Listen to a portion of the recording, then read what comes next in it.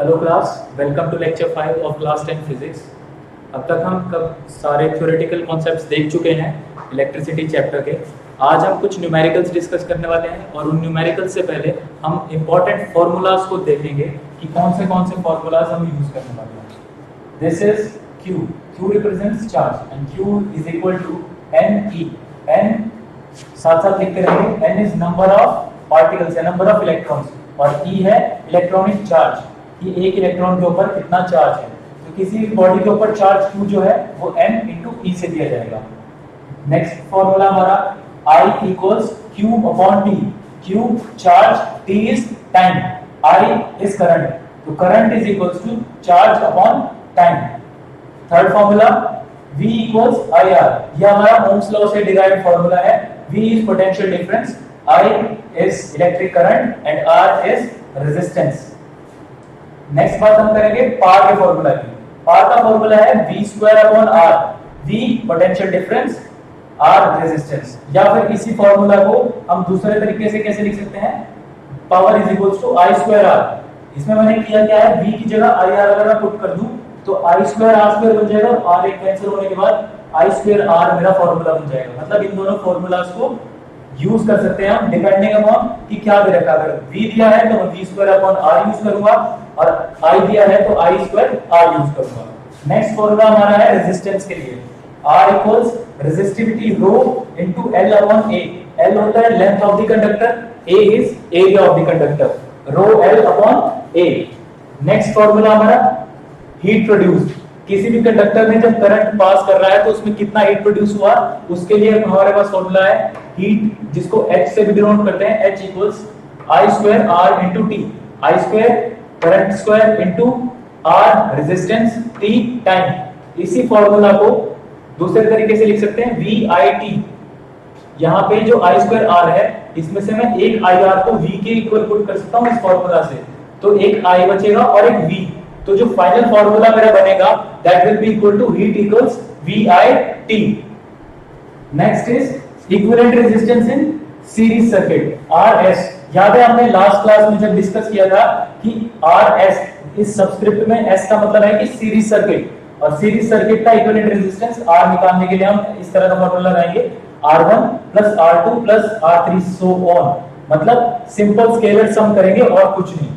Next is equivalent resistance for parallel circuit. ये भी हम देख चुके हैं RP, P फॉर पैरेलल।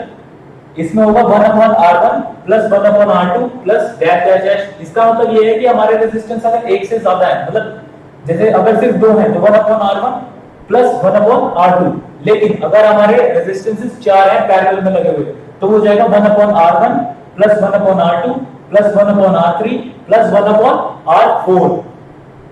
ये हमारा वर्क का फॉर्मूला है। Work done is equals to V potential into charge. कितने पोटेंशियल के अगेंस्ट हम कितना चार्ज लेके आए हैं, W equals to V into Q। तो आज के लिए हमारा पहला क्वेश्चन उठाते हैं कि calculate the number of electrons in 1 coulomb charge. 1 coulomb charge के अंदर कितने नंबर ऑफ इलेक्ट्रॉन्स होंगे। देखिए हम ये लास्ट क्लास में नहीं फर्स्ट क्लास में हमने शायद डिस्कस किया था कि एक इलेक्ट्रॉन के ऊपर 1.6 into 10 पावर -19 कूलम चार्ज होता है। ये एक इलेक्ट्रॉन के चार्ज की वैल्यू है। तो जब एक इलेक्ट्रॉन का चार्ज कितना है तो 1 कूलम में कितना होगा, हम इस फॉर्मूला को यूज करेंगे Q equals plus minus Ne, क्योंकि वहां पे बात हो रही है इलेक्ट्रॉन्स की तो नेगेटिव साइन ले सकते हैं। तो 1 कूलम, जाहिर सी बात है अगर सिर्फ इलेक्ट्रॉन्स है तो -1 कूलम होगा, वो लिखने की जरूरत नहीं है यहाँ पे। इक्वल्स टू N यानी कि नंबर ऑफ इलेक्ट्रॉन्स, वही हमें कैलकुलेट करना है, इनटू में charge of electron. Charge of electron यहां से पुट करेंगे 1.6 into 10 पावर -19 और यहां से क्रॉस मल्टीप्लाई करते हुए N equals to 1 upon 1.6 into 10 power -19। इसको जब सॉल्व करेंगे फर्दर तो 1 अपॉन 1.6 into 10 पावर 19, ये हमारा नंबर ऑफ इलेक्ट्रॉन्स आ गया। इसको हम फर्दर भी सॉल्व कर सकते हैं पर वो अभी नहीं करेंगे।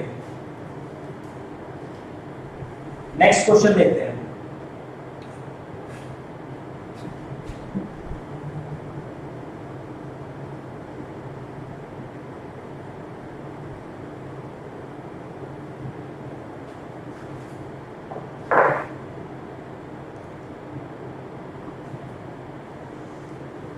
Calculate the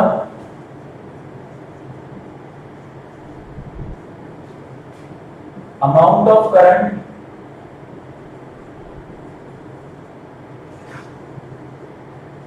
when 50 coulomb charge flows through a conductor in 5 minutes। तो देखिए इसमें इसने हमसे पूछा है अमाउंट ऑफ करंट, मतलब कि आई निकालना हमें, और आई के लिए हमारे पास कुछ फॉर्मूलाज कौन से हैं, ये और ये, इन फॉर्मूलाज में आई का इस्तेमाल है। पर हमारे को दिया गया है कि कितना चार्ज है, तो Q और T दो चीज दी है, तो इन दो फॉर्मूलाज को लेते हुए हम कौन सा फॉर्मूला यूज करेंगे, हमारे I की वैल्यू आ जाए। तो ये फॉर्मूला हम यूज करेंगे इसके लिए, I equals Q upon T।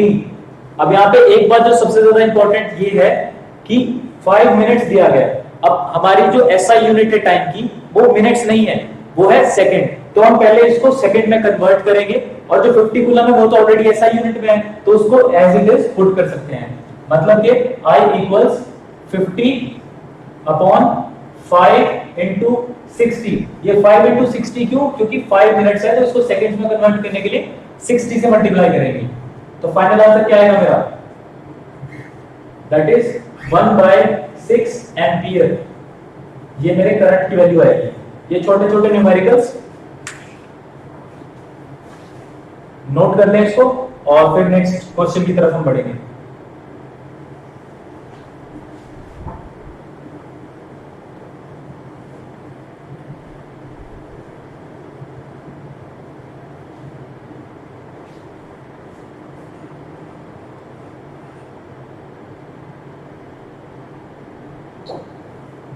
Third question देखते हैं। How much current with a bulb drop from 110 volt supply when resistance of filament R of filament is 1200 ohm। तो देखिए फिर से इसमें भी हमें आई कैलकुलेट करना है, पर इस क्वेश्चन में एक बात इंपॉर्टेंट फिर से वही कि दिया क्या है, दिया हमारे पास वोल्टेज और resistance.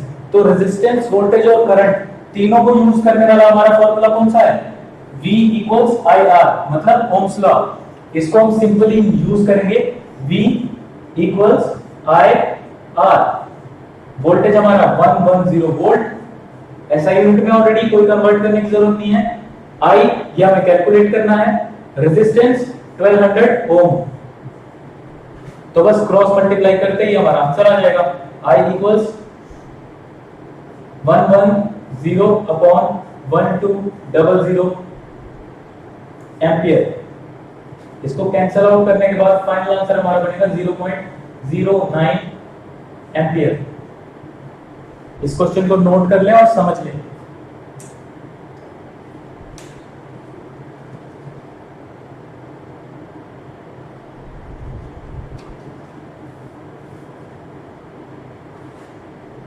Next question,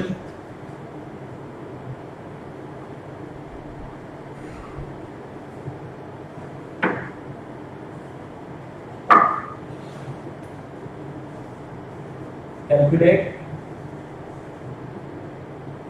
equivalent resistance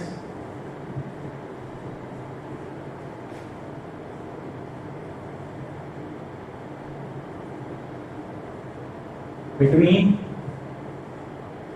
A and B। अब एक डायग्राम है हमारे पास, ये पॉइंट A बोल दिया इसने,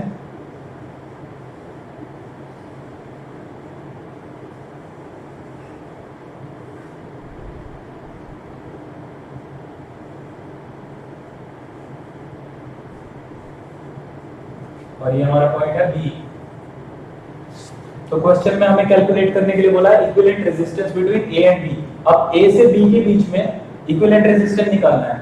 तो एक बात तो सिंपल मुझे क्या दिखाई दे रही है कि जो रेजिस्टर्स हैं वो एंड टू एंड जुड़े हुए हैं, मतलब कि ये एक सीरीज सर्किट है और सीरीज सर्किट के लिए इक्विवेलेंट रेजिस्टेंस का फॉर्मूला हमारा ये रहा, मतलब डायरेक्टली स्केलर सम करेंगे R1 plus R2 plus dash dash dash, मतलब जितने भी हैं उन सबको RS equals R1 plus R2 plus R3, क्योंकि हमारे पास 3 है फिर यहीं तक फॉर्मूला लिखेंगे हम, इनको सिंपली ऐड कर देंगे 4 प्लस 3 प्लस 2 दैट इज 9 ओम। इसको करिए note.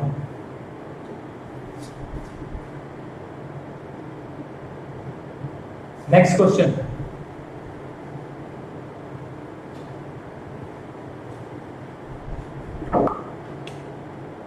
Calculate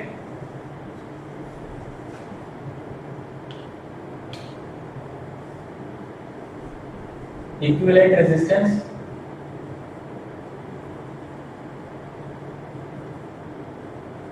between A and B। अब हमारा डायग्राम किस तरह का है, ऐसे।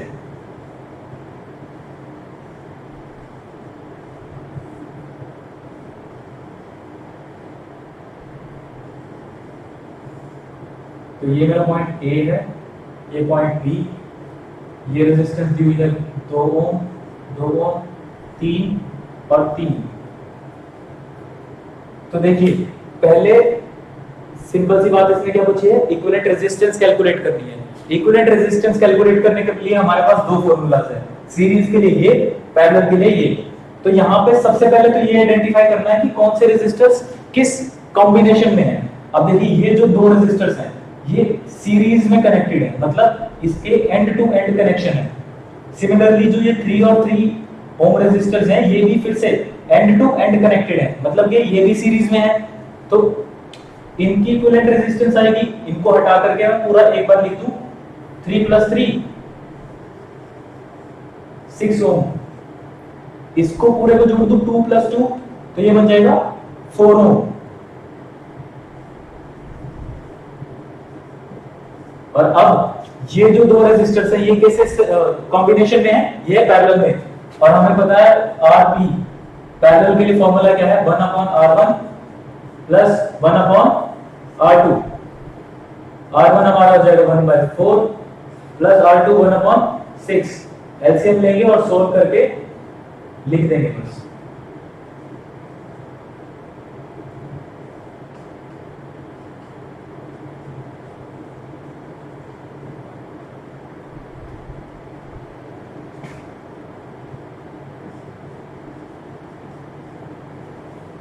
ये Rp जो है ये हमने थोड़ा सा गलत लिख दिया था इनिशियली, ये डायरेक्ट Rp का फॉर्मूला नहीं है, 1/Rp का फॉर्मूला है।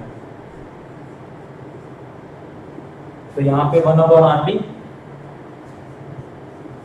और जब इसका रेसिप्रोकल करेंगे तो हो जाएगा 24/10 दैट इज 2.4 ओम। 2.4 ओम। तो इस क्वेश्चन को नोट करो।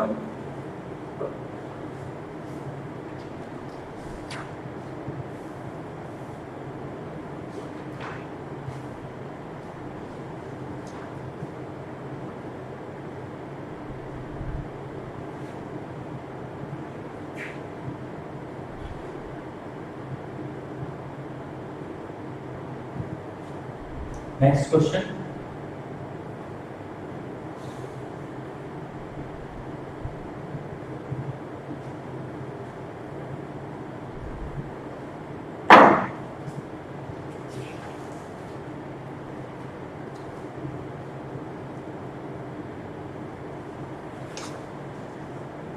A wire having resistance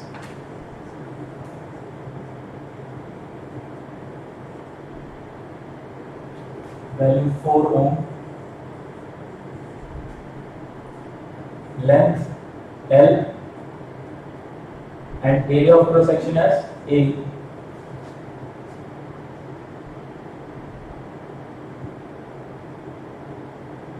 Now length increases 3 times. तो हमें बताना है कि रेजिस्टेंस पे क्या असर पड़ेगा और रेजिस्टिविटी पे क्या असर पड़ेगा। तो देखिए हमारा जो रेजिस्टिविटी वैल्यू है ये हम इनिशियली पढ़ चुके हैं चैप्टर के दौरान कि ये हमारा एक इंटरनल प्रॉपर्टी है और इंट्रिंसिक प्रॉपर्टी है। मतलब कि ये उसके लेंथ और एरिया पे डिपेंड नहीं करता कि उसकी रेजिस्टिविटी कितनी होगी, ये कांस्टेंट वैल्यू है कांस्टेंट टेंपरेचर पे। तो हम पहली लाइन पे लिखेंगे रेजिस्टिविटी डज नॉट चेंज और इसका आंसर हो जाएगा हमारा रो वैल्यू में क्या चेंज जाएगा। बात रही रेजिस्टेंस की, तो रेजिस्टेंस के लिए हमारे पास फॉर्मूला होता है R equals rho L upon A।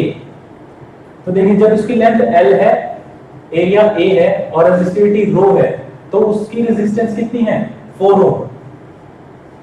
R equals to 4 ओम। अब उसने नई रेजिस्टेंस पूछी है जब उसकी लेंथ ट्रिपल हो जाएगी तो मान लेते हैं कि रेजिस्टेंस हो जाएगी R डैश।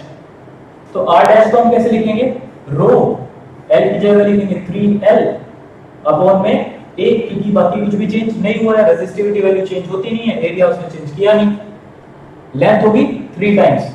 तो R dash equals to 3 into rho L upon A। अब जो ये रो L अपॉन A है ये कितना है हमारा 4, इसकी जगह इस पूरे रो L अपॉन A की जगह हम रखेंगे 4 ओम। तो हमारा फाइनल आंसर हो जाएगा 3 into 4 ohm that is 12 ohm. इसके लिए फॉर्मूला हमने जो यूज किया है R equals rho L upon A। इसको नोट कीजिए और आज के लिए हम इतना ही करेंगे। जो भी कोई डाउट्स होंगे आपके वो हम नेक्स्ट जूम क्लास के थ्रू सॉल्व करेंगे। Thank you.